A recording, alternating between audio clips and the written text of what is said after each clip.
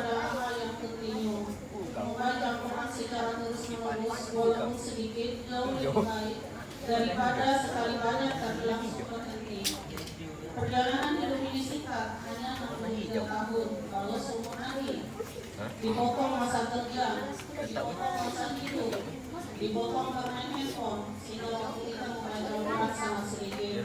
Oleh karena itu di dalam buku ini mengajak kita untuk memperbanyak baca Al-Quran. Karena Al-Quran menjadi teman ketika hari kiamat. Al-Quran dapat memberi pertolongan atau syafaat.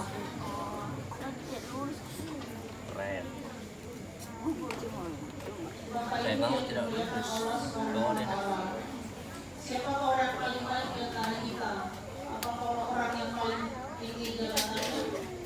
Orang yang paling banyak hartanya? Atau orang yang paling cantik mukanya? Buku ini menjelaskan orang yang paling baik di antara kita adalah orang yang mengamalkan isi kandungan Al-Quran. Orang yang belajar Al-Quran dan memahami isinya serta tajwidnya.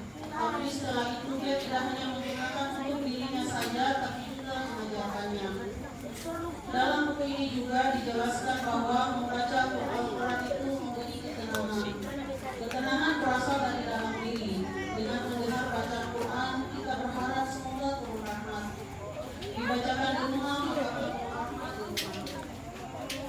Bapak dan Ibu santri lorong Raudah, teman-teman kita banyak di Facebook, di WhatsApp atau di Instagram.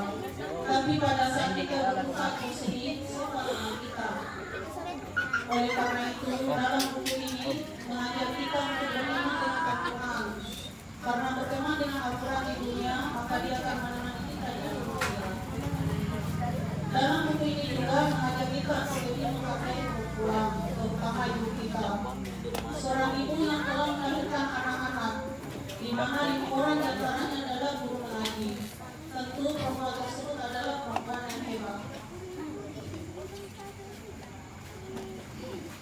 Seorang perempuan yang luar biasa, yang mana ketika masih aktif dan masih kuat, beliau juga mengajarkan Al-Quran. Makanya kata Nabi, Ummuka, ibumu. Siapa lagi ya Rasulullah?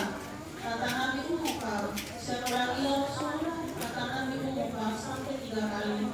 Setelah itu baru Rasulullah berkata, Abuka, bapakku. Hal ini menunjukkan bahwa seorang perempuan memiliki kedudukan yang terhormat.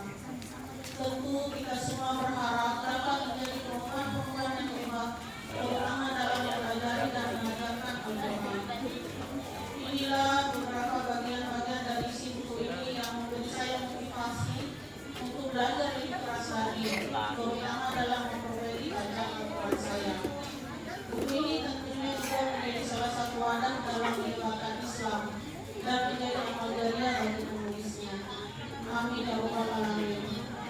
Sebelum mengakhiri, saya ingin tutup dengan pantun. Belajar mengaji di pesantren Lorong Raudah, ditemani ustaz-ustaz saya sendiri. Demikian sedikit ucapan yang saya sampaikan. Semoga dapat memberi barokah bagi kita semua. Amin. Assalamualaikum warahmatullahi wabarakatuh.